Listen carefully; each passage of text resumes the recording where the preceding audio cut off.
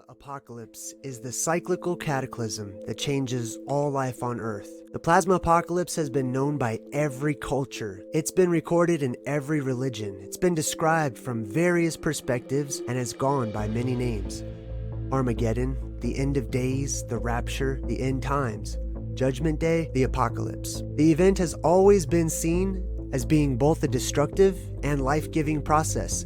When it brings death to one thing, it gives birth to another. It's a marker for both the end and the beginning of recorded time. Many of our ancient ancestors knew about the cyclical world reset. They would prepare and plan for their survival and the preservation of their families, retreating to deep underground caverns when they saw the signs and omens of destruction. Because the exact date of the event was never known, they made annual preparations which would become traditions that would be carried out by their descendants, who would eventually forget about the cataclysm to come. We are those descendants. This generation has no memory of the creation event, the reoccurring genesis of our world.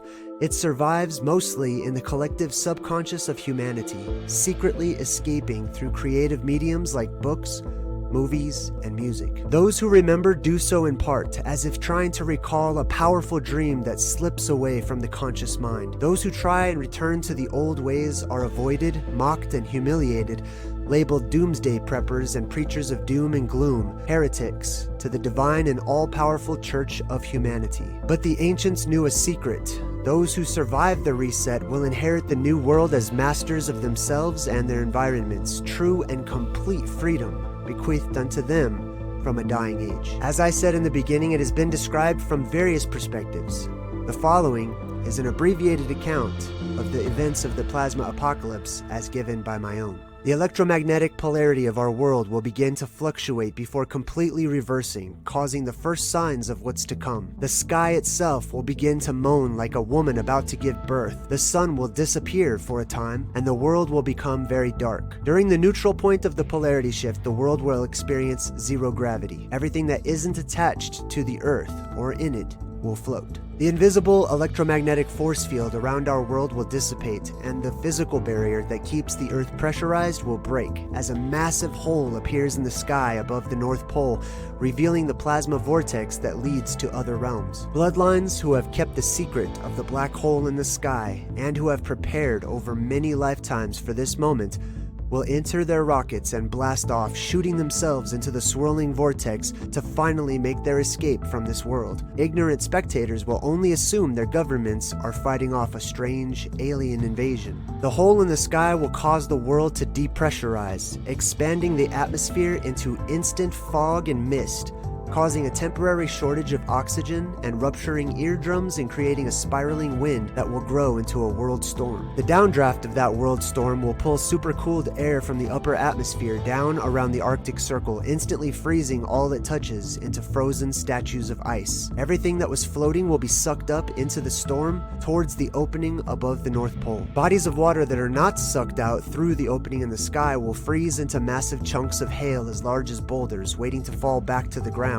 And water that isn't frozen will be polluted by the dust and debris of the storm, giving it a blood-like color, waiting to rain back down onto this world. The Earth will grow in size, causing worldwide earthquakes that will turn much of the soil into mud through liquefaction. With the electromagnetic force field temporarily down, the plasma that spirals around our world will enter into our atmosphere, looking for attractive places to ground itself. The more powerful plasma streams will carve out canyons and tug at the salty, mud-covered ground, creating mountains in short time. Many centers of civilization will sink into the mud, while others will be petrified instantly. Otherworldly creatures and beings that I call phantazoids will enter into our world. The influx of plasma will possess some of the living, reanimate the dead, and bring life to electronics, all of which will submit to its objective: to seek out and remove those with the old frequency signature until the plasma is cut off from its source. Smaller strands of plasma will dock with the heads of the plasma possessed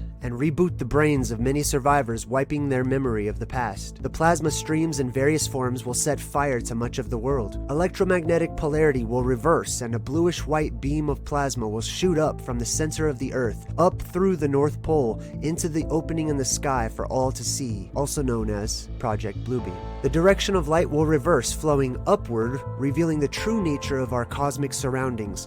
Light will not come from a focal point called the sun, but from the sky itself, and will be various shades of purple, red, orange, and green, depending on one's proximity to the North Pole. The electromagnetic force field will surround our world once again, repelling the rivers of plasma and cutting them off from their source. Our world will be inundated with plasma. A weak electromagnetic force will emerge, allowing leftover floating debris to fall back down to the ground. Meanwhile, objects that crossed the upper atmosphere force boundary will fall upward to their barrier above. Steampunk survivors will sift through the piles of junk that fall to the ground, scavengers of old world artifacts, looking for clues to their past and trying to reverse engineer or repurpose leftover technology. The world will be energized with life by the sudden influx of plasma, which will alchemically create an abundance of oxygen and other elements that will promote extended lifespans. The strong electromagnetic connection between all life forms will promote peace and enable psychic abilities amongst the survivors. Plants, animals, and people,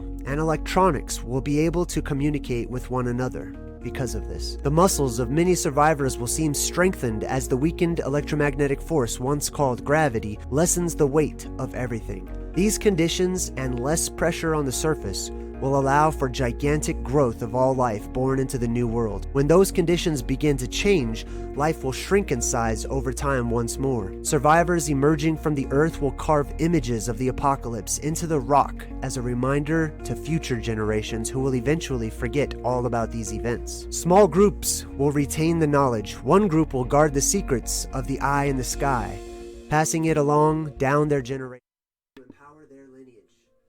Hey, what's up, everyone? So, okay, I cut that short just for a second because we've heard it many, many times. But also, I wanted to welcome Lori Groth back to the Good Vibe Tribe. She just joined in the chat down there. I was having a good time. Actually, I didn't mean to play that particular intro, that little breadcrumb. So I just kind of let it run for a bit. I was thinking about playing that towards the end. But hey, let's talk about what we're going to talk about today. Welcome to Plasma Apocalypse Thursday. It's the plasma apocalypse cycle, or the cyclical reset that our world goes through that's electromagnetic in nature. Excuse me. So all of you people out there who are talking about or interested in the pole reversal, or the reversing of the magnetic poles, and the electric universe, like I had put that in the chat, the Thunderbolts Project, Electric Universe, the Purple Dawn, these are things that I started looking into years ago. And a lot of videos that they made, especially the Thunderbolts Project, they did symbols of an alien sky, which really got me to think about the plasma and the electromagnetics of our world and how that could look back then. And I want to say thanks to them, and I highly encourage you guys check them out. It's called the Thunderbolts Project, and the Electric Universe you could also do a search for. But today we're going to be talking about what's the hook. There's all this hook symbolism everywhere, right? And I've done a couple videos about it. I did one a while back about the hook and the white room symbolism. And that's what we're going to be talking about today. What is the hook, right? And so in the about section of this video, I put from the scythe to the crucifix to Thor's hammer to Maui's hook, and of course, the captain. We'll discuss various hook symbolism and why this is the symbol for victory over the Plasma Tentacles. Oh man, it's good to have humor in all things. Hey, check this out. So this is actually my son's. This is Maui's hook that I got. And this is we're going to talk about this. We're going to talk about Maui's hook and who Maui is and all of that good stuff. But first, before we get into that, I actually would like to start off with, Lori Groth says, JayDreamerZ, I hope all is well. Sending a cyber hug to you. Oh, well, hey. Oh, there we go. All right. Thank you. Oh, that was good. All right. Stephanie McGuire says she loves the Thunderbolts Project. I do too, actually. We're going to talk about let's talk about the moon first, okay? So the moon is very much, I believe, a part of the hook symbolism, but let's talk about the moon breaking. I know a lot of you have asked me about it, and that's what we're going to really look into right now is the moon breaking. The moon breaking is seen throughout our sci-fi and fiction and things of that nature. I've got some images pulled up right here. Why do we have this ingrained in our minds that it shows up through our fantasy and through our science fiction and things of that nature, that the moon is going to break? This is from the movie Oblivion down here. And I think I can pull this one down. This is from Time Machine. Okay. In Time Machine, this is really interesting because the moon breaks in the movie. I don't remember what happened in Oblivion. I don't, honestly. But both very similar themes and both describing some esoteric history or the esoteric future as well, which are the same thing. So in Time Machine, I remember that the guy goes forward in time, right? Everything's okay. It's present day. He goes a little further than present day, and all of a sudden the moon is breaking, and basically Armageddon is happening on planet Earth, right? And then he goes really far forward in time, and because the moon broke, it basically kind of reset the world. So the moon breaking was a part of the reset in the movie Time Machine. Let's see what else we have here. There's like some anime of the moon breaking.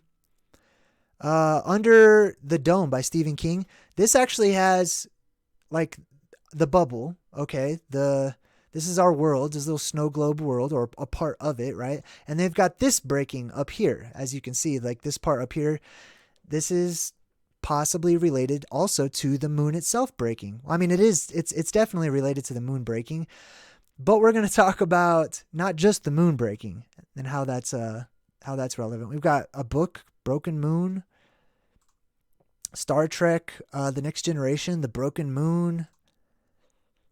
This is in Islam, actually. There's a prophecy in Islam about the end times and the moon breaking. This one actually has like a picture of a Cthulhu character, probably is Cthulhu, right in front of it, which is very appropriate because Cthulhu shows up when the moon breaks. Here you can see the same thing in the background there. There's the moon breaking. Some book called Thundar. It says, under the broken moon, a hero will rise. Yes, a hero will rise. This is from Oblivion and their broken moon. Same thing. This is from Doctor Who, I believe, actually, where the moon breaks open and there's this like dragon type creature that comes out of it, which is really interesting, which is symbolic of the plasma as well. More broken moon symbolism.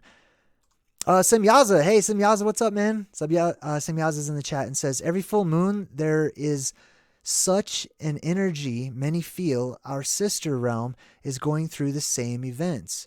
Yeah, and a lot of the ancient cultures, they looked up at the moon and basically considered that to be like their sister world, that there were people up there, that they knew there was life up there on the moon.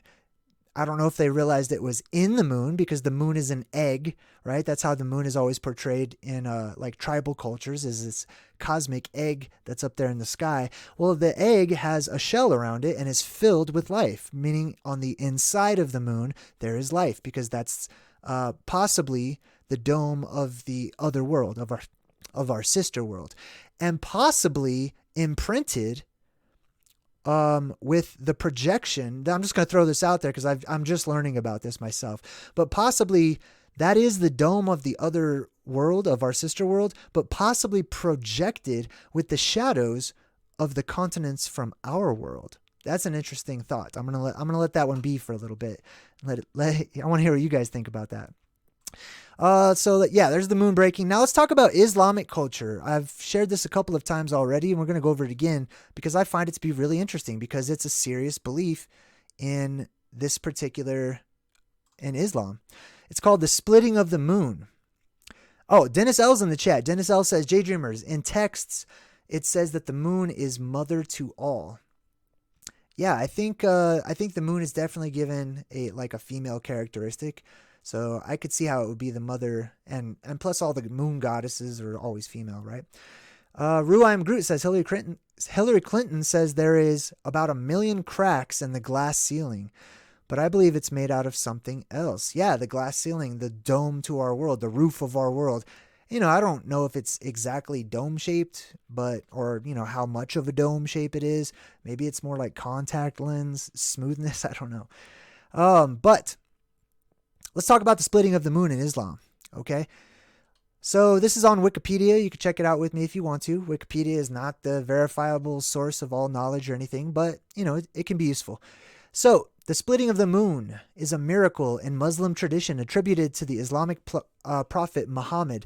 It's delivered from the Quranic verses 54, 1 through 2, and mentioned by Muslim traditions such as the Asbab al-Nuzul, which is context of revelation. Some Muslim commentators, particularly from the medieval period, interpret the events as a literal physical splitting of the moon by Muhammad, while some others identify it as an event that will happen at Judgment Day. Others consider it to be an optical illusion. So this is a known prophecy and possibly history in Islam that the moon once split open and that it was attributed to Muhammad. There's a story behind it, right? And prophetically in the future that the moon would split again on Judgment Day. Now, the plasma apocalypse is Judgment Day. That's the day that the dead rise from the graves. That's the day that, the rapture happens. That's the day that all that stuff. And I'm talking about people getting sucked up through the worldwide tempest and depressurization. Excuse me. Let's continue reading about this. Early traditions supporting a literal interpretation are transmitted on the authority of companions of Muhammad, such as Ibn Abbas or Ibn Abbas, Anas bin Malik, Abdullah bin Masud, and others. According to the Indian Muslim scholar Abdullah Yusuf Ali, the moon will split again when the Day of Judgment approaches. He says that the verses may also have an allegorical meaning, i.e., the matter has become clear as the moon. Okay, yeah, well, a lot of times I have found on my truth-seeking journey that all of these things that have turned into allegory and story, yes, we can learn a lot from them because it's a fractal verse that we live in. They're going to reverberate and reciprocate and reflect all the things that are happening with us. So we should be able to learn from everything, including things that have happened in the past. But they turn into only allegorical stories instead of we recognize that those events came from somewhere, that these things literally did happen. Let's see. Dennis L. says, some say that the dome is made out of mica. Okay. Yeah, I've heard a lot of different theories about what it could be made of. I like ice. I think that some kind of ice, it could be frozen water, it could be frozen oxygen, or it could be frozen carbon dioxide. But I'm leaning towards ice. And let's see, Dennis also says in the Slavic Aryan Vedas, it talks about 3 moons before, where 2 others were destroyed falling to the ground. Ooh, I'm going to have to check that out. I wonder if you could leave a link to that so we could all check it out. Rue says, JayDreamerZ, I think the dome is made of something else because the sprites go up into it as it splashes through. It could be the ether up there. I don't know.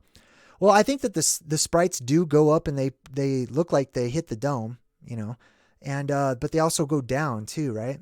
So that's really interesting. I think the sprites are a huge key to what's happening up there. All right, let's keep reading about the dome splitting, or the moon splitting in Islam. It says that the verse may have an allegorical meaning, and then it goes on to say the Quranic verses, we'll read them in a minute, was a part of a debate between medieval Muslim theologians and Muslim philosophers over the issue of the inviolability of the heavenly bodies, meaning that the heavenly bodies can't be destroyed, really. In 2010, so there was debate over this issue in Islam. This was a heated debate about, basically whether this really actually happened or not. And people debated about it then, and I suppose that they would debate about it when it happens again. So let's see what science says, right? Or academia. In 2010, NASA Lunar Science Institute staff scientist Brad Bailey said, no current scientific evidence reports that the moon was split into 2 or more parts and then reassembled at any point in the past. Okay, well, yeah, thanks a lot for that. How about all of the stories that talk about the moon splitting? How about Islam right there? Are Islamic people working at NASA? I wonder. What do they think about this? It is the topic of much debate. Everything's up for debate. People can, people have different views and whatnot based on the way they were brought up or hypnotized or indoctrinated or, their catechisms and all that good stuff, their teachings. So let's read the verse here. Let's go down and read the verse. Where is it? Well, do they have the verse? I thought the verse was up here. Oh, here it is. But if they see a sign, oh no, I'm sorry. Is that it? Oh, here it is. Can you guys see that? All right. It says the hour of judgment is nigh and the moon is cleft asunder. That means torn apart or split down the middle. But if they see a sign, they turn away and they say, this is but transient magic. So in today's world, what that would turn into is the moon is literally splitting open out there. And everyone here is basically brainwashed and told, oh, it's a celestial phenomena.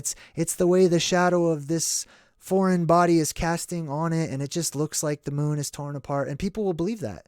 And people will look right up, see the moon splitting in half, and they won't believe it. They'll think that there's some sort of, it's an optical illusion of some sort, you know.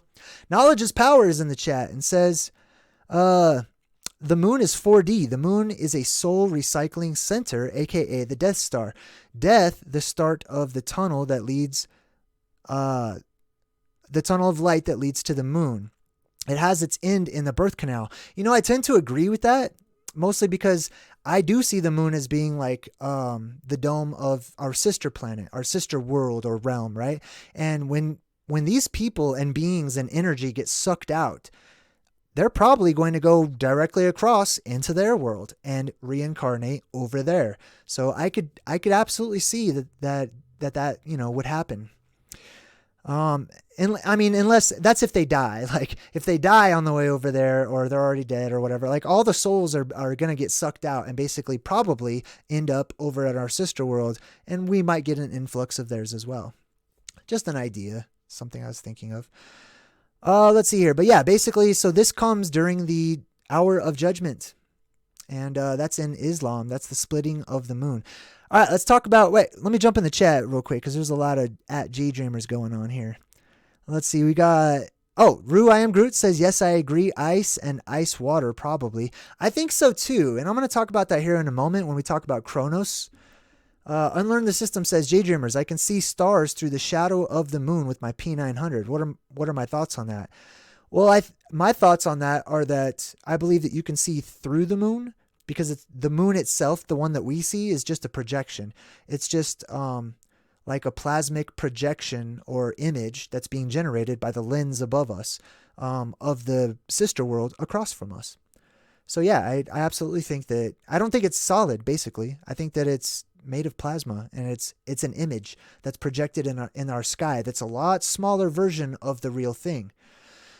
Let's see here. We got, Lori Groth is in the chat and says, JayDreamerZ, we need to send up a weather balloon when it's out. We get to see the sun from a weather balloon, but I have yet to see the moon on the videos when they do that experiment. Ooh, that's an interesting point. I like that. I would love to see that. That would be interesting to see what it looks like. Semyaza says, JayDreamerZ, balloon with a live GoPro attached. I'm in. And Fawn, hey, what's up, Fawn? Fawn's in the chat and says, hello, JayDreamerZ, I made it. Good to see you. Dennis says it only makes sense that they saw other moons fall. Yeah, that does make sense to me, especially if it's during the red sky and possibly we're able to see what is beyond and just outside of our realm. If we can, in fact, see the domes to the other worlds, we would be able to see those domes crack open or fall or something along those lines as well. That's an interesting thought too. Yeah, Semyaza says that NASA is planning on a moon landing and a base. Yes, they are, because they want to get there by 2024. That's their agenda. They want to leave during the plasma apocalypse and go, set up camp on the other world, basically. I think they like the blue sky.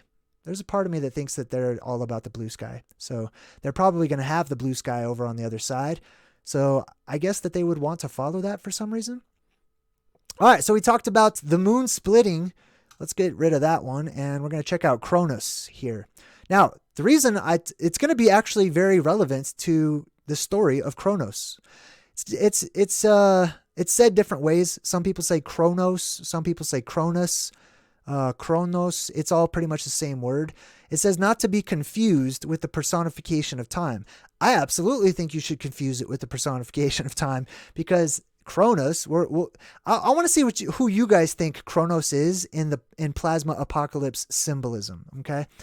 But I believe that they're definitely relevant to the personification of time, or how we mark time. In Greek mythology, Cronus was the leader and youngest of the first generation of Titans, the divine descendants of Uranu. Right? That word is not pronounced correctly. Okay, so I'm just going to put that out there. I refuse to say it the way that they want us to say it. That's not how it's pronounced. It's pronounced Uranu. That's how it is. The sky, Uranu the sky, and Gaia the earth. So whoever Cronus is, which is also Saturn, somebody probably already said that by now in the chat. But yeah, Cronus and Saturn are basically the exact same. Saturn is the Roman equivalent of the Greek Cronus, right? Cronus is the son of the earth and the sky. So let's remember that. He overthrew his father, which is the sky, and ruled during the mythological Golden Age. So he ruled during the entire mythological Golden Age, okay? That's also important. Until he was overthrown by his own son Zeus and imprisoned in Tartarus. Do you see this? There's a trend going on here of the sons overthrowing their fathers and then ruling from above, okay? Until he was overthrown by his own son Zeus and imprisoned in Tartarus, okay? According to Plato, however, the deities Phorkys, Cronus, and Rhea were the eldest children of Oceanus and Tethys. Now, there's a lot of debate amongst people. Hey, who is that? I can't read it. That's subscribed. Hold on, DeBlair96. Hey, welcome. There's a lot of debate.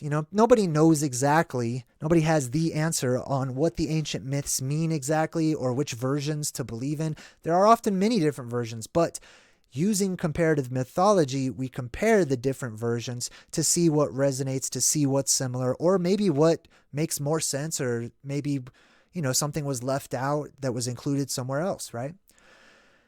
Now, check this out. Now we're getting into the hook. All right, we're going to talk about the hook. Cronus was usually depicted with a harpy, scythe, or sickle, which was an instrument that he used to castrate and depose Uranu, his father, the sky.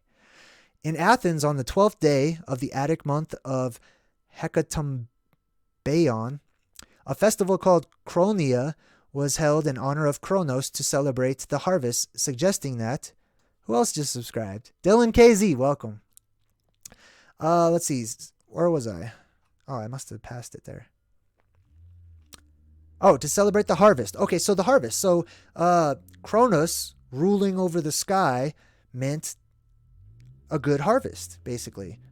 Like flourishing plants and stuff like that, right? All right, so he was usually depicted with this hook, basically, right? He was a patron of the harvest. Cronus was also identified in classical antiquity with the Roman deity Saturn, right? Saturn, who is known as the Horned One. So Cronus with the hook and Saturn with the horns are related somehow, right? Let's look at mythology. Oh, I'm sorry. Let me jump in the chat. Let's see. Oh, Semyaza says, JayDreamerZ, what's your opinion on Jupiter being called Nibiru by the Aztecs? Not sure. I'm not certain that all of the planetary bodies have always had the same names. And sometimes I feel like what we call planets were literally named after the eye in the sky, or the opening that happens, and they're all paying tribute to that, to the hole that opens up in our atmosphere, in our sky, basically. That's one theory that I have. Let's check out some more mythology here. And we're looking at Cronus still. In ancient myth recorded by Hesiod's Theogony, Cronus envied the power of his father, the ruler of the universe, or the sky, Uranu. Uranu drew the enmity of Cronus's mother Gaia when he hid the gigantic youngest children of Gaia, the 100-handed Hecatenares, and the one-eyed Cyclops in Tartarus, so that they would not see the light.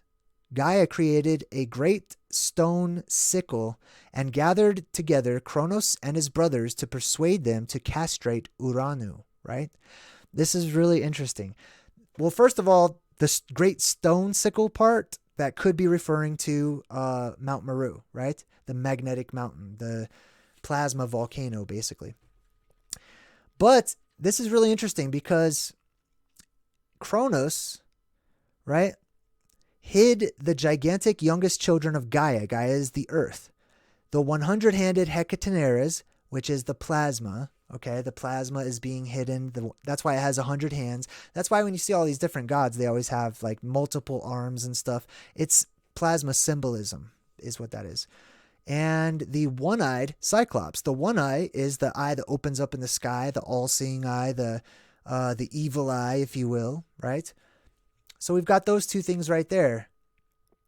And they were hidden by Cronus, basically. Cronus got rid of those things, got rid of the plasma, got rid of the one eye up there, right? Really interesting. All right, so let's read on. Only Cronus was willing to do the deed, so Gaia gave him the sickle and placed him in ambush. When Uranu met with Gaia, Cronus attacked him with the sickle. So when Uranu met with Gaia, that means their union. That means the sky opens up, the plasma apocalypse is happening. When this happens, Cronus attacked him with the sickle, castrating him and casting his testicles into the sea. Oh, we didn't need to see that. We all know. Thank you, Wikipedia. But, so, the castration. The sky itself is castrated, okay? The sky is Uranu. The sky becomes personified by Cronus, who takes his spot, and then by Zeus, who takes his spot. So the sky itself is castrated. It's cut open, okay? And he's completely castrated because it's not just our sky, Uranu, that breaks open in this spherical, right, the dome part, but also the moon itself. So that's the other one, right? Both of those are cut, essentially. And, parts of them fall back down to our world. All right, so he castrates him with the sickle, castrating him and casting his testicles into the sea. From the blood that spilled out from Uranu and fell upon the earth, the giants Arrhenius, that's the Aryans basically, and Melee were produced. The testicles produced a white foam from which the goddess Aphrodite emerged. Now, it could be that the parts of the dome that fall back down and land in the water might react with the water and cause, like fog or foam or bubbling or, something of that nature. I don't know. That's absolutely just, it sounds like that's what it would be happening. That's why I'm not sure that the ice up there is all completely frozen water. Maybe it's frozen carbon dioxide, like dry ice. You know what I mean? I don't know. Not sure about that. I'm still thinking about that one. But I like to throw my ideas out there for you guys so that you can come along with me as I'm processing things and as I'm trying to figure things out. Sometimes I do it on the fly, and I like to share that with you. Lori Groth says, have you ever heard of Michael Feely? He has an interesting take on the Bible meanings and secret codes. No, I haven't. I'll have to check that out. Michael Feely. All right, so let's continue on a little bit more with Cronus here. So you can see Cronus was the originator of this whole hook symbolism. Now they don't call it a hook, they call it a scythe. I think that's what that's called. Let's look it up real quick. No, that's not it right there.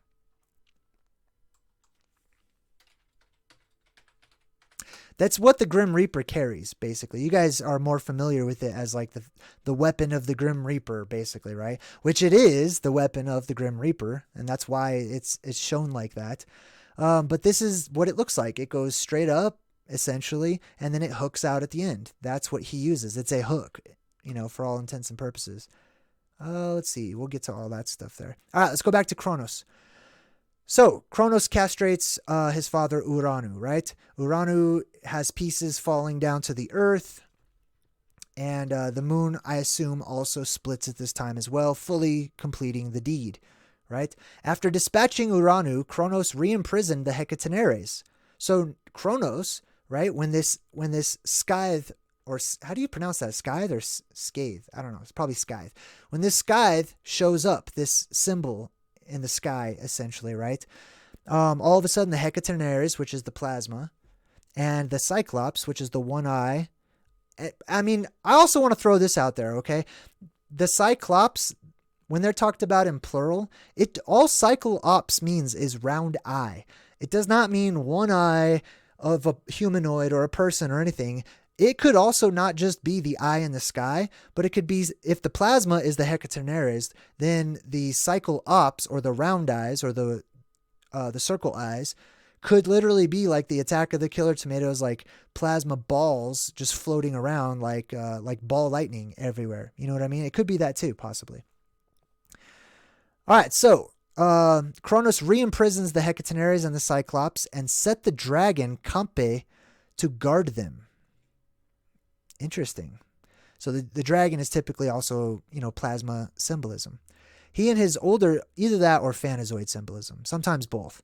He and his older sister Rhea took the throne of the world as king and queen. The period in which Cronus ruled was called the Golden Age. So while he rules, you're able to see his symbol, which is this hook, this scythe in the sky, the entire Golden Age, essentially. Everyone did the right thing and immorality was absent. Well, that doesn't sound too bad, right? I mean, Cronus doesn't sound like such a bad dude, but let's read on, right? Because I think he's got a bad rap, maybe, right? Because he's just a part of the spiral of life. Cronus learned from Gaia and Uranu that he was destined to be overcome by his own sons. This is interesting, right? What are the sons exactly, right? What's going on here? Is this talking about some physical beings that, did all of this? Or is this representing things that we see in the sky? Hey, Tiffany just gave a donation. Thank you, Tiffany. I wonder if it popped up here. I don't know if it does it when I have. It should. Oh, there it is. There we go. Cool. Tiffany Vinci donated $20 and put a little super chat sticker. Says, "You are amazing." Thank you. Thank you. I really appreciate it. So let's read on. This is really interesting stuff, right? You're learning about our mythology, or our study of the stories of old. Cronus learned from Gaia that he was destined to be overcome by his own sons, just as he had overthrown his father. Do you see this theme also playing out in movies, right? Of the sons overcoming their fathers. As a result, although he sired the gods Demeter, Hestia, Hera, Hades, and Poseidon by Rhea, he devoured them all as soon as they were born to prevent the prophecy. So, as you can see right above me right here, is one of the most famous depictions of Cronus, right? This is why he gets a really bad rap. All these gods always get bad raps because of the things that they're involved in, right? But it shows him eating a baby, or a kid or something. Like, that's his kid, basically, and that's how he's depicted. It's a painting by Peter Paul Rubens of Cronus devouring one of his children. Now, there's a lot of symbolism happening there, okay? So, yes, we can put that on the fractalverse scale. We can zoom it in and zoom it down, and we can say, oh, that's going on in the world and stuff like, yes, I understand, but we're talking about something that's deeper and celestial, okay? Something that is bigger than our microcosm. Right, so let's apply our microcosm thinking to the macrocosm above us. Okay, so basically, here's what happens: we've got Uranu, which is the sky. He is the sky, basically, right? And when he comes together with the earth, which means the sky opens and there's union between the two, or Gaia, right? All of a sudden, that's when Cronus appears, and there's this hook that appears that castrates or cuts open the sky. Right? Just like it says in the book of Revelation, it says the sky will unroll like a scroll, or fold up like a scroll, or something like that. So it's also in Christianity as well, probably even Judaism, probably even other religions, I'd guess. All right, so hey, I love all the love in the chat. Thank you so much, you guys. And I love that when like people donate or people join or subscribe, you guys say what's up to them. I appreciate that. All right, so here's what's going on. Cronus takes his father's spot. Well, where was his father? The sky. Now Cronus is the sky, right? And he's represented by his logo, by his symbol, by his image, by his picture. His picture is this. Well, let me show you. I'm going to show you exactly what it is. This is the sky. Remember that, right? Now, I drew a picture to try to get you guys to see the way that I'm looking at it right now. So let me see if I can move this a bit. Can I move this? Sorry, 1 second. Colin Freestone donated $10 and sent a super chat sticker saying thank you. Colin, you're very welcome, and I appreciate it. You guys are kind, man. It means a lot. It really does. Let me see if I can get this picture so you guys can see it better. I'm not sure why it's not showing it here. Oh, you know what? I think I'm moving the wrong thing. Oh, that's why. Okay. I was moving the wrong thing. All right, let me move this up a bit. Okay, so this is like, Photoshop or something. And I drew this. I just took like a regular picture and put it up here, and I just kind of drew on top of it. So let me move it up from the Fanazoid there. All right, so this is, an artist's rendering, my rendering, of what it could possibly look like when the blue beam shoots up from the center of our world, right? It shoots up from the middle of the earth, shooting that blue plasma that fights off the red plasma, basically, right? That's the light of the world. That's the staff. That's Jack's beanstalk. That's all these. That's the world tree. That's the tree of life. That's all this stuff that we have symbolized in different ways. It shoots up from the middle of the world. It shoots up, and then the world possibly grows. Well, I'm sure the world grows, okay? The world grows. And if the world grows, and if that covering, that ice structure, is attached to it, it makes sense that it would split as it grows, right? That it would break open, that the sky would literally have a rift in it, which is really interesting because in the background here, you can see the Milky Way galaxy, of what they call the Milky Way galaxy. And it's called the Milky Way because space is milky and white, not black.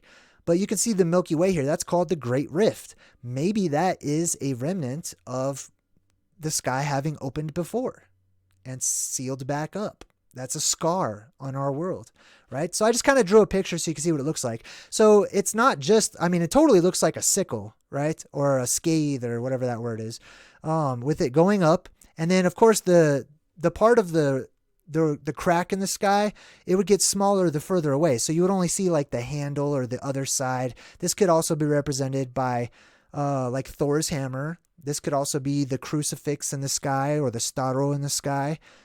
This could also be like a sword, or, you know what I mean? Like, people are going to come up with various imagery for this, that how they describe it. But this is possibly where it comes from and what it looks like during the golden age, right? Depending on where you are on the earth, the sky could be a golden color, a red color, or the closer you get to this right here, because as you can see, the sky's going to be red, right? And I imagine more red where it's cracked open. And then there's going to be this blue plasma mixing in with that. So what color does that make when we have red and blue? So the closer you get to the North Pole, the more purple it's going to be, right? Possibly, some green in there, depending on what's going on with the atmosphere. But yeah, that's the purple. And that's why the gods hearken back to the purple and going to the middle of the earth. And that's why our governments are all fighting for who owns the North Pole right now, right? Because that's the area that's going to grow and it's going to give you new land. There's going to be new land at the middle of the world, right? So anyway, it's more purple, and that gives you your purple dawn and your purple mist, your purple haze. There's a website that I was studying a few years back. It was like the Purple Dawn Saturn cult group or something like that. I forgot. You could probably easily find it doing a Google search. But yeah, I was researching the Purple Dawn, and it made a lot of sense. Their idea was that, like, at one time the planet Saturn was too close to us, and so we were in its plasmic tail or something, and it lit up our world purple. And I believe they were onto something with that. But I think this sounds like a better explanation to me. So anyway, all right. So that's the picture I drew for you guys, so you can kind of get like a concept of what it would look like, All right, so let's see here. We talked about Cronus. Oh, so here's why Cronus eats his kids. Okay, let me move this over a bit.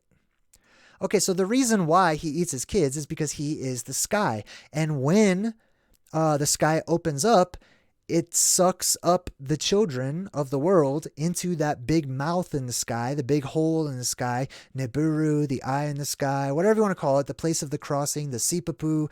It sucks everything up. And so Cronus literally eats his children because he helped to give birth to everything down here, because the plasma is spirit and it comes in from the sky. So everything gets sucked up into Cronus's mouth. He eats it, but not everything makes it out. Okay, so he's seen as regurgitating a lot of stuff back down to our world. And that's where you get the new children, which are the giants, which are the bipedal Fanazoids that enter in through the mouth of Cronus up there, who come down and land in our world.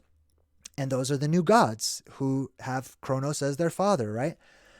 So that's pretty much the story of Cronus. I think you guys kind of get that. Is there any questions? Does anyone have any questions in the chat Thanks again, Colin. I appreciated it. That was really cool. And who else was... Oh, and Tiffany. Thank you both very much. You guys are sweethearts. Blickeroni says, man, I watched Magicians last night, and in one of the settings, they were in a deep forest with Saturn in the sky. Reminded me exactly of what JayDreamerZ was talking about. And that's good. I'm glad to hear that. I'm glad that you guys are making those connections too.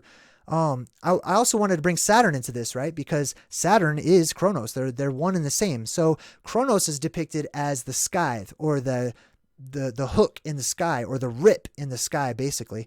And Saturn is depicted as the horned one. That's because that hole that opens up in the sky, Medusa's face with the plasma snakes that come down, all that stuff, that's also the head of Cronus, basically, because the plasma is going to swirl around and it's going to create a horn going down and a horn going up. It's going to make a yin-yang symbol. It's going to make lots of religious symbols that people will carry into the future.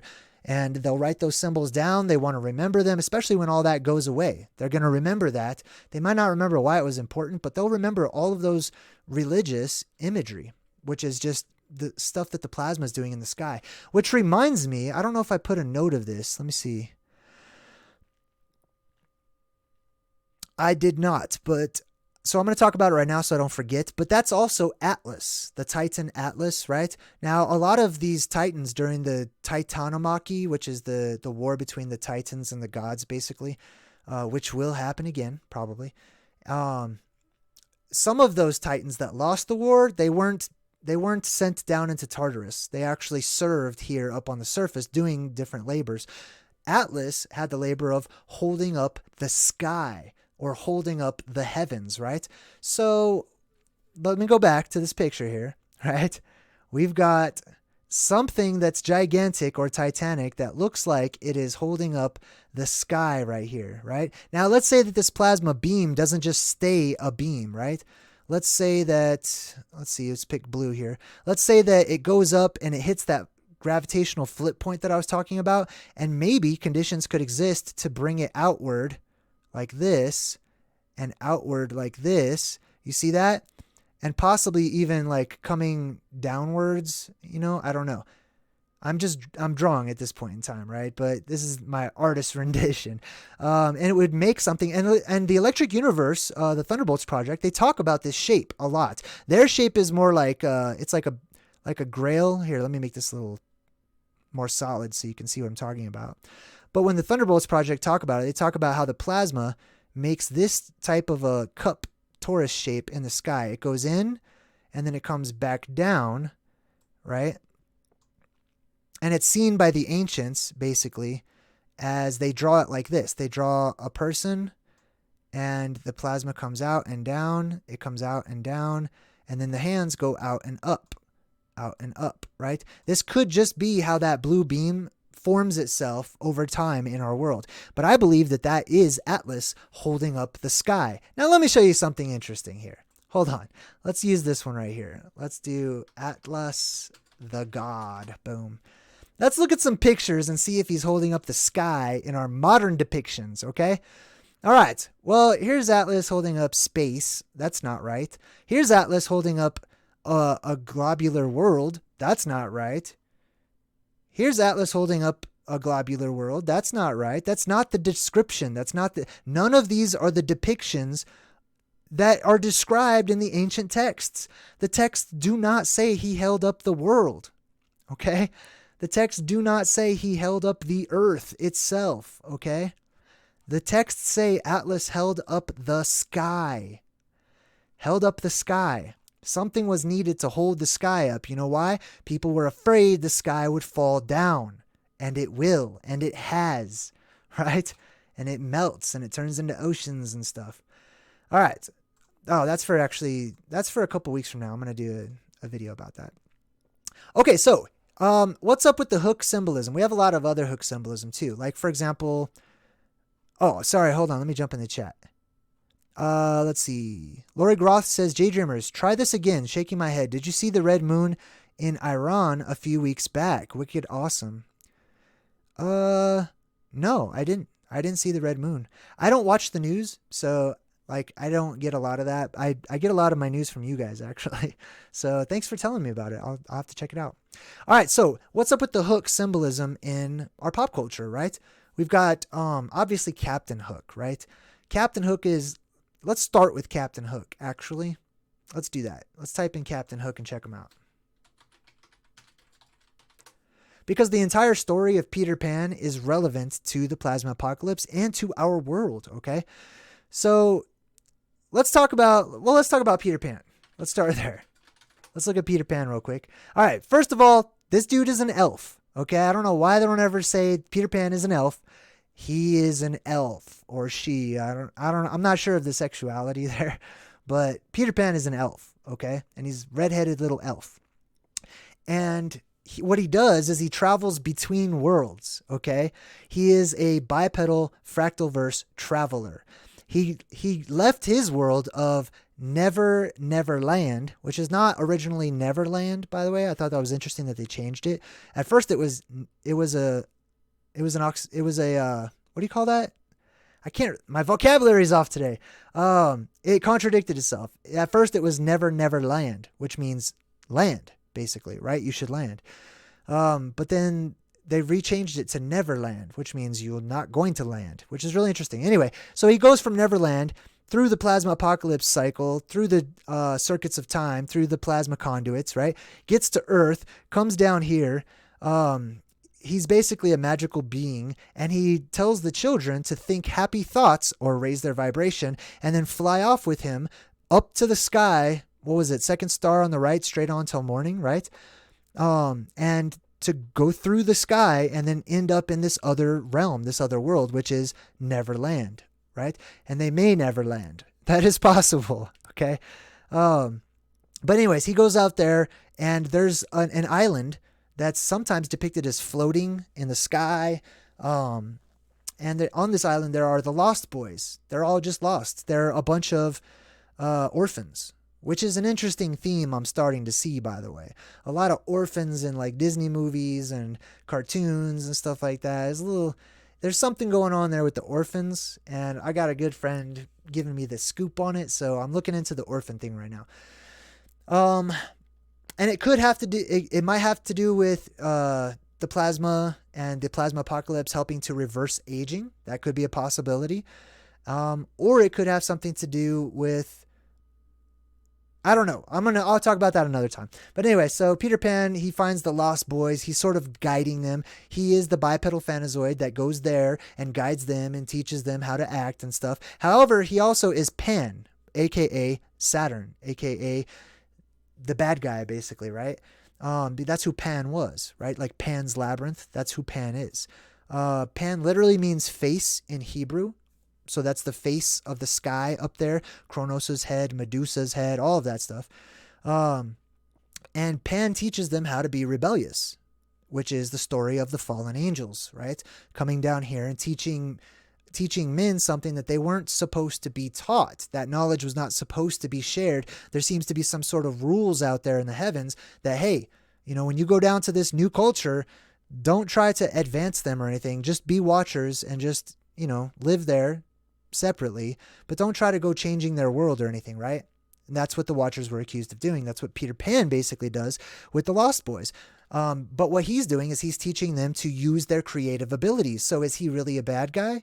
It seems to me that the Captain Hook and the grown-ups who are trying to establish, this grown-up way and not being a child and not using your imagination and getting old and dying and, that's the opposition. So I don't know. It's up to you guys, if you think Pan is the bad guy or if he's the good guy, right? Anyway, so his nemesis is Captain Hook.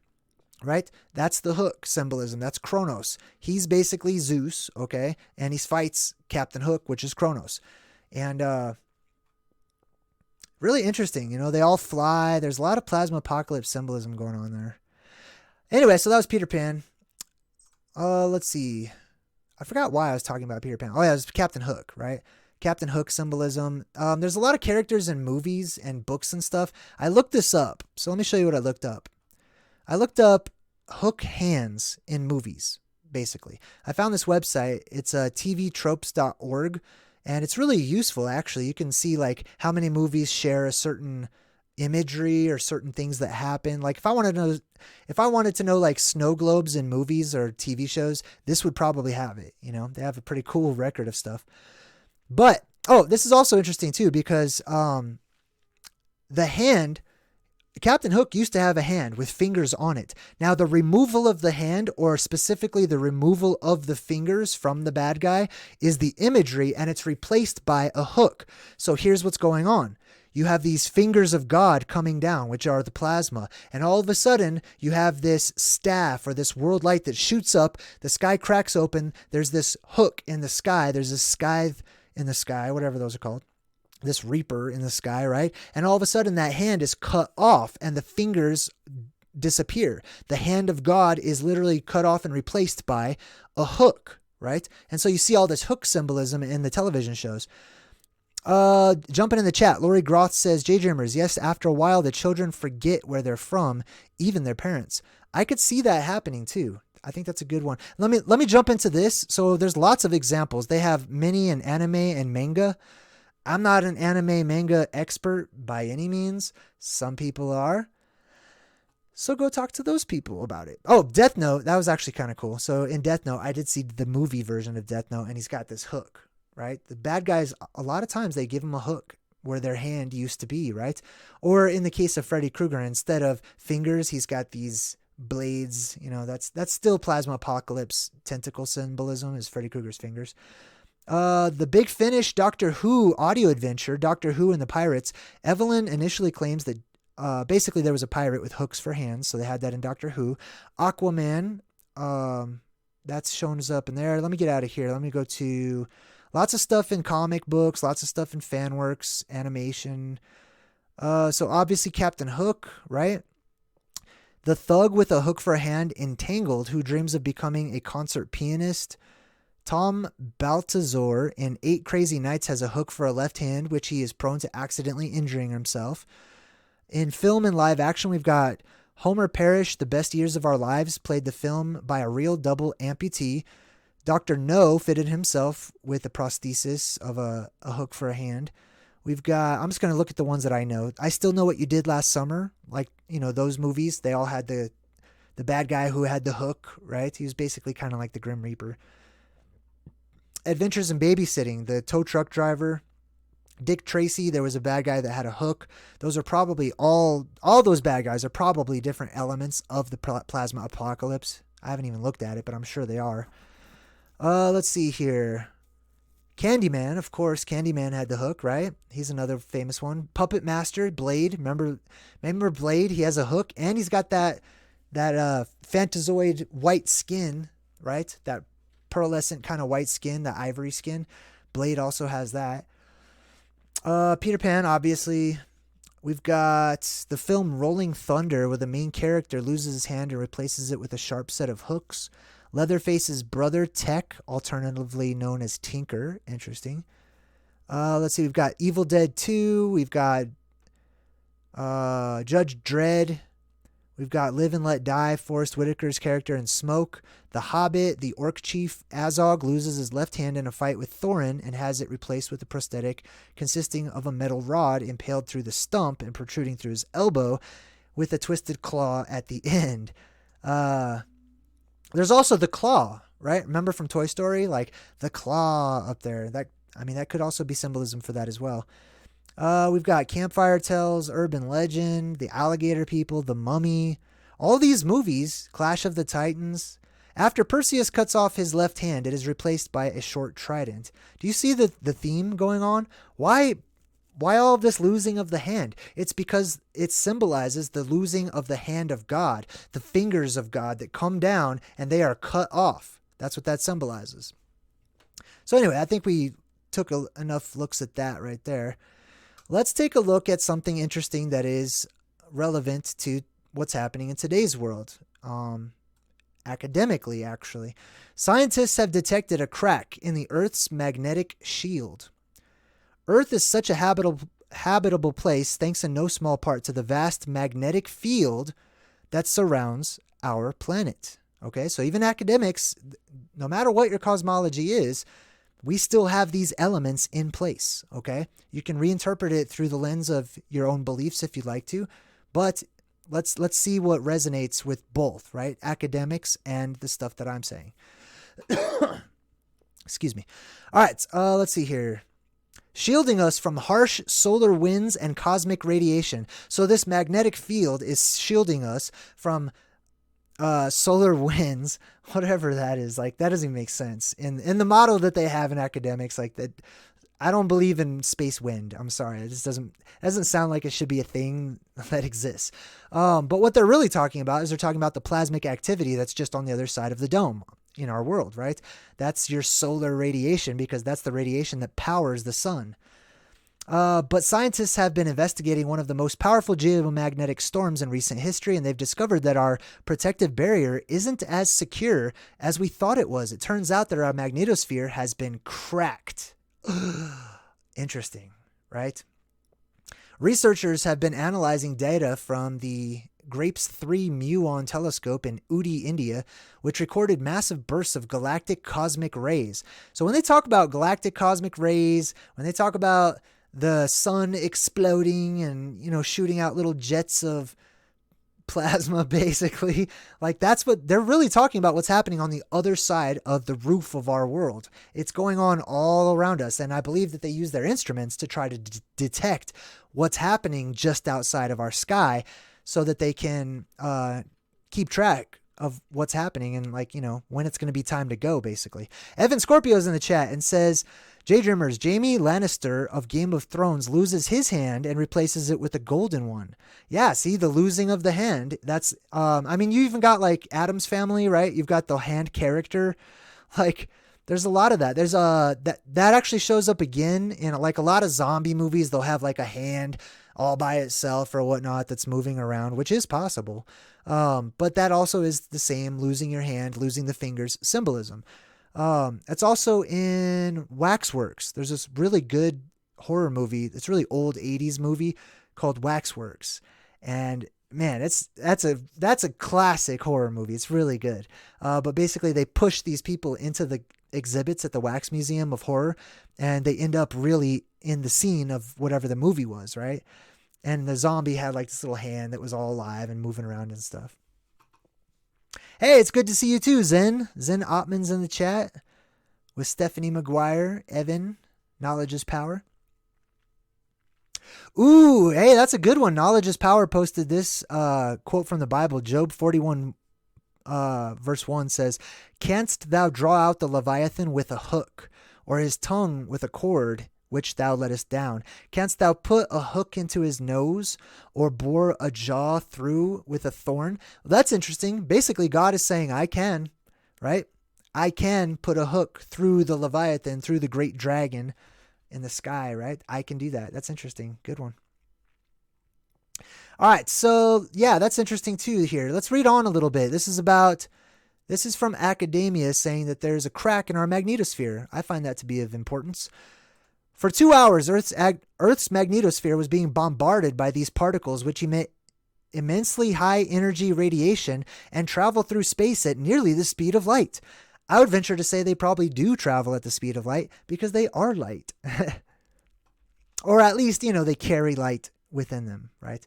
These things are so powerful they can easily penetrate the hull of a spacecraft. Let's time out. Wait a minute. Let me make sure I heard you correctly. These things are so powerful, like those things that are just within our Van Allen belts and magnetosphere and plasmasphere. These things are so powerful, they can easily penetrate the hull of a spacecraft, right? Think about that. And the Earth's magnetic shield is our first line of defense against them. I agree. That's the truth in that, right? We have a force field around our world. That's what that is. It's literally a force field, a electromagnetic force field. All right. Let's see here. About 40 hours before the June 22nd event, a giant cloud of plasma was ejected from the sun's corona, or outer atmosphere, and eventually struck the magnetosphere at speeds of about 2.5 million kilometers per hour. So they're saying plasma has hit the magnetosphere. Very possible. they're agreeing. Even academia is agreeing and starting to look into plasma physics and looking into how plasma works and how space is electromagnetic, like so many other people before us have, which is probably going to be the topic of next week's Plasma Apocalypse Thursday, is pioneers of plasma research. So keep your eyes out for that. All right, so anyways, it resulted in a supercharged aurora borealis. Can you guys see that? There it is. Which created when charged particles from outer space reach Earth's atmosphere. Okay. That's pretty much all I'm going to go over. I think we hit the highlights. So it's interesting. They say there's a crack in the Earth's magnetic shield, the Earth dome cracking, the moon cracking. This is all kind of lining up for me, at least. So let's get rid of that. We talked about that. We'll get rid of Cronus here. If anybody had any questions about Cronus or anything, let me know. I'll be happy to go. Oh, Corey saw Waxwork. Yeah, isn't that awesome? That was like one of my favorite horror movies as a kid, Waxwork and Monster Squad. I don't know if you've seen that one. Tiffany Vinci says Freddy Krueger walking down the alley when his arms grew was so scary. That's because he's plasma. Like that's what he represents. He represents the plasma. Just like Jason Voorhees represents the dead that come to life and are plasma possessed and go around trying to kill, people with bad energy signatures. That's Jason Voorhees. He's just doing his job. He's not really a bad guy. He's just out there getting rid of all the people he thinks are bad because he's plasma possessed and he's dead. So it's not really his fault. Like, I don't know. I have interesting theories about horror movies. Oh yeah, Monster Squad's cool. I like that one too. Okay, let's get rid of this one. Let's see, what else do we have to share? Now, I shared the picture there of the plasma to sort of give you guys an idea of what it looks like. Let me check my notes to see what I've got here. And we'll scooch this over a bit so you can see it better. All right, so we talked about the hook, the castration of Cronus, right? Some people also say that that Cronus, not the castration of Uranu, but some people also say that Cronus was castrated by Zeus. That's also one of the legends that's out there, which is really interesting because Zeus, it's also said that Zeus mixed his DNA with the Titans, or mixed the DNA of man with that of the Titans, which is also a really interesting legend. We've got the splitting of the moon we talked about, the hand being replaced by the hook, right? The hand of God being replaced by the great hook in the sky, or the various symbols that this will be interpreted as. The Nike sign. Let's check out Nike real quick. I'll come back to that. The Nike swoosh is what they call it. Here's what it is. This is a hook. Okay, that's literally what that is, and that's literally what it's going to look like as it streaks across the sky. I don't know, probably not exactly like that. They always try to make these things look a little smoother and cooler. Hey, do you see this one over here? Can you see the Michael Jordan right above me? Okay, so this right here, like I said before, this is that image of, let me click on it. This is Mount Meru going up and the beam of light shooting straight out of it. Right? Just like, what's the other symbol? The car symbol that looks like the Michael Jordan symbol? Let's look for it. Car symbol looks like Michael Jordan. Boom. Let's see what it pulls up. There it is. Well, no, that's not it. Where is it? Well, that's the Michael Jordan symbol. Well, you can't really see it over there, can you? See, this is the Michael Jordan symbol, and then, of course, the red and the blue skies. What car is that? Somebody help me out in the chat. It looks just like this thing right here. Do you see that? This thing right here? What is that? Oh, Mercedes, right? Mercedes. There we go. See, it's the same exact thing on Mercedes there. You've got the world, you've got Mount Meru, you've got the beam of light shooting up out of it, right? So yeah, that was pretty interesting. Okay, what else do we have here? We talked about the Grim Reaper, so that's the Grim Reaper. That's Cronus, who starts and stops time, okay? He is Father Time. That's how we mark time, is when this light comes into the world. We say, okay, year 0, the light came into the world. The light that shoots up from the world, the light of the world, comes up, signifies that the plasma apocalypse is over. The hands of God have been, or the fingers of God have been cut off. The Kraken has been defeated. Cthulhu goes back to sleep. All that stuff, right? That's how we mark the beginning of time. We say, oh, how long is it? how old are you? Or, you know, how long has it been since this or that? Oh, it's been about 4 years since the plasma apocalypse, you know, basically. Then everybody's on board. Everybody knows when to begin their calendar. The Mayans knew, you know, that's pretty much when they started their calendar, was the same exact time, last time. I don't know if it was last time it happened, but what else do we have? Oh, I keep giving you guys a little preview of my laughing plague video I'll be doing. That's fine. You can check it out.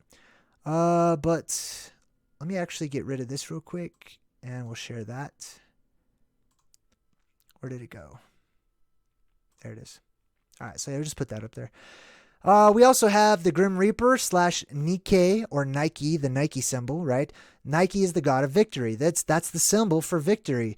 That hook across the sky. And that's why they also use the hook for the number 6. The hook is the letter Vav. So let's actually check this out. We'll go back to screen sharing. We'll check out the letter Vav. Vav, symbolism. I already had it up there. Imagery. All right, now I'm going to make this smaller so we can all see it there. Okay, so a lot of people are already kind of looking into this. Like the monster cans, they have the 666 imagery, or the Vav. It's the triple Vav. That's the letter Vav, which correlates to the number 6 in Hebrew, right? Well, that's why they use the number 6 or the number 9. They just turn it upside down because 6 represents the hook. That's what it represents. That's the number 6, basically. So when you see the 6 by itself, it's talking about the hook in the sky. When you see the 666, that's talking about the spirals that are spiraling down, the plasma spiraling down. If you were to look up and see it, you would see it just making all these 6s spiraling into infinity, basically. 999, same thing, basically. WWW, that's, we can't see it, can you? That's, W, same as Vav. Okay, it's the letter U, the letter V, the letter W, sometimes the letter F. And WWW, that's 666. It's all the same thing. But that's what the Vav is. And that's why they like the number 6 so much, because it harkens back to their time of victory, when they entered into this world, when the 6 appeared, etc. That's when they came down. That's when the gods were born from the sky god, Uranu or Cronus or whoever it was.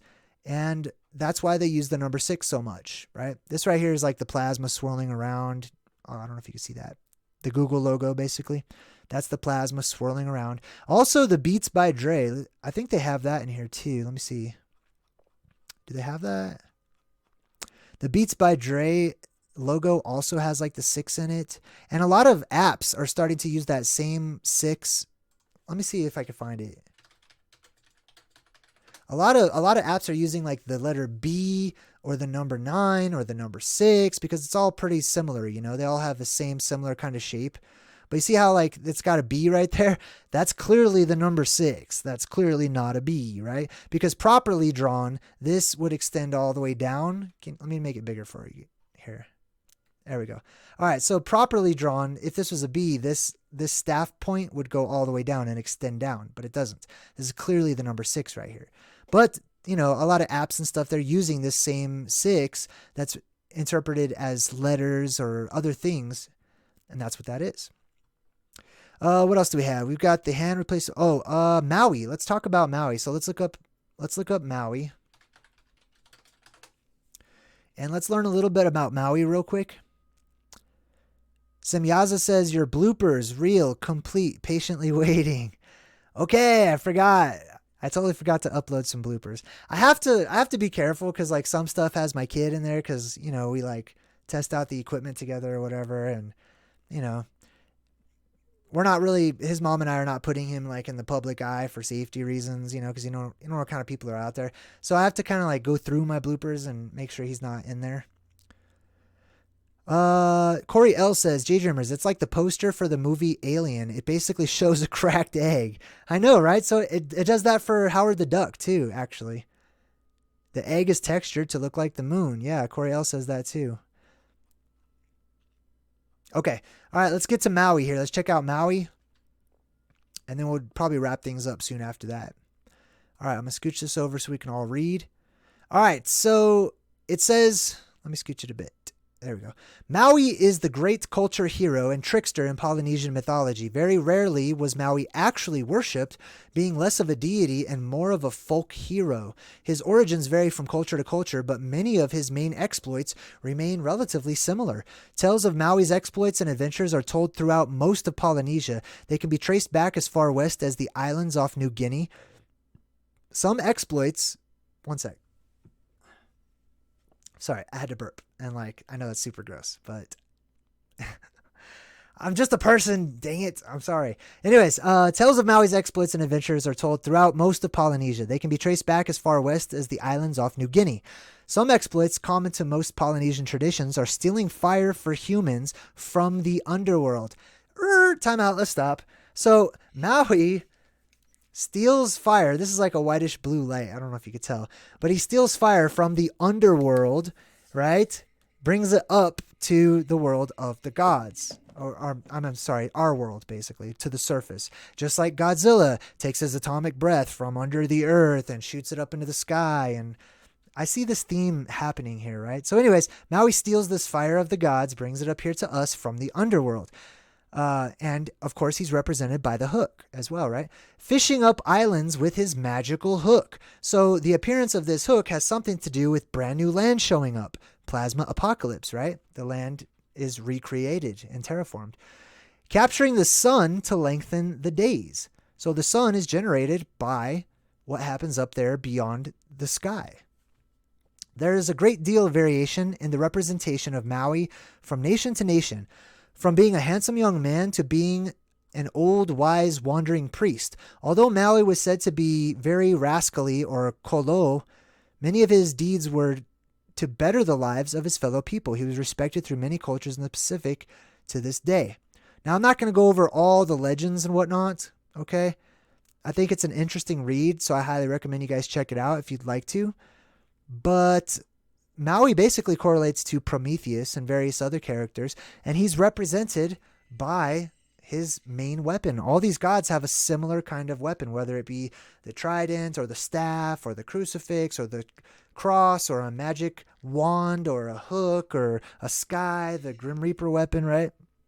They all have similar things to them. I wanted to check this out too, right? Because not only is Vav the hook in picture form, and it's the number 6, right? But it's our letter V. It's represented by V, right? So let's do, I want to type in something. I've brought this up before. Actually, somebody in the chat brought this up. But there's this movie called Revenge of the Nerds, right? And they have this upside down V, the lambda, which is also used. They don't matter. It doesn't matter to them if you flip it upside down or right side up.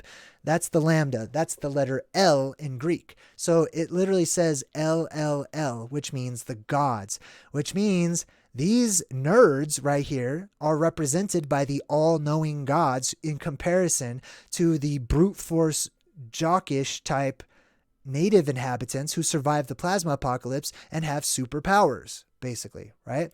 So that's who this represents right here. The nerds, they're lambda, lambda, lambda, or if you flip this upside down, it's vav, vav, vav, or 666. They're represented. That's what they represent. That's the battle between the nerds with the intellect, the gods who are coming down from the sky, and the superheroes who are down here, who have superpowers, super strength. Anyways, I thought that was pretty interesting. Let's see. We also got the chevron. So if you ever see like a chevron, let me show you what a chevron looks like. You know, the Chevron gas station, right? It's the same thing. It's just the Vav. It's a letter V. Or if you look at the white in between, it's VVV. Same thing there. They also have Volkswagen, right? Volkswagen logo. Boom. Let's try that. I don't know how to spell it. See, this is also triple V, like V right here, V right here, V right here. And usually it's typically also a red letter V. It's not in this one right here. They have different reasons for that. This is Vav, Vav, Vav, 666 basically, right? But let's look at Maroon 5's logo. Maroon, what does maroon mean? Red, right? 5, boom, red, always drawn by the letter V. A red letter V, a red hook. It's a red hook in the sky. There was a television show called V, right? TV series V. Boom. Did you see how it already had it popped up? And that's represented by the red letter V. How about V for vendetta? Also, the red letter V, right, which has a circle around it, which is the sky. So that's literally a hook in the sky or a tear in the sky, which is pretty interesting. But yeah, all those red letter Vs, I think that's all very interesting stuff. Semyaza says, we need a large JayDreamerZ gathering, a good vibes tribe gathering. I think that'd be cool. So yeah, we talked about the chevron, the red letter V, the Vav, the hook, the great hook in the sky, the pickaxe. I mean, it's also pickaxe symbolism. Like they use the different symbols that look like various things. It's just to us, it's up to us to find the interpretation of those esoteric images, because they put these things out there to divulge information to us. I don't know if they're bound to tell us the truth to our face in a particular way. I think they just have to share the truth with us. And I believe that one of the ways that they might do that is in the form of fantasy, sci-fi, movies, books, entertainment. And that's what happens to us. We're entertained by it. We're entertained by our own esoteric truth. And that's why we're entertained by that. That's why we're interested in that, right? Because we know it to be true deep down. So we talked about chevrons, the red V. We talked about the electric universe model and Atlas holding up the sky, not holding up anything else, but holding up the sky. Revenge of the Nerds, basically. That's interesting, true story there. The number 6, the Vav. I don't think I skipped anything that I intended on talking about. Does anybody have any questions before we wrap things up today? If you do, type in @JayDreamerZ in the chat, and I'll be happy to answer your question or respond to it. There we go. We'll just leave that up there for now. I think the moon breaking is really interesting, and the whole castration, cutting the ball-looking parts, right? I'm sorry, but that's what that is. And that's probably where this comes from. Like that's what you're looking at right now. You're not looking at the moon breaking. You're looking at the castration of Uranu, which I find to be pretty interesting.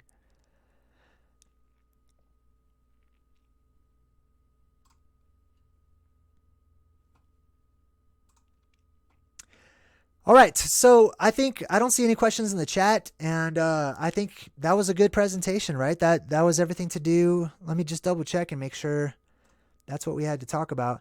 Yeah, the sky, the crucifix, Thor's hammer, Maui's hook, Captain Hook, of course, and hook symbolism, and why that's the symbol of victory. It's the victory that ushers in the golden age. That's why Cronus was the leader. He's the sky god of the golden age. He's the top person, right? So you see this hook in the sky during the golden age, right? And of course, then the next plasma apocalypse happens and it's the blue sky returning. But anyhow, I think that was good enough, and I'm going to wrap things up for today. I want to say thanks to everybody who's been sharing my videos and liking and stuff like that. And also, just try to remember, not everybody out there is going to believe in the same thing. We're not all going to agree on different things. Let's see where we can come together. Let's see where we can work together, and let's see where we can share our good vibrations and our love and our hope and our good energy towards those who might not have it, towards those who are showing that they're lacking those things. Maybe they need some extra love, but either way, we shouldn't let that affect us. Let's just make sure that we continue walking our own individual paths, learning from one another, and drawing together like minds and like energies. Until next time, I'm JayDreamerZ saying good vibes and goodbye.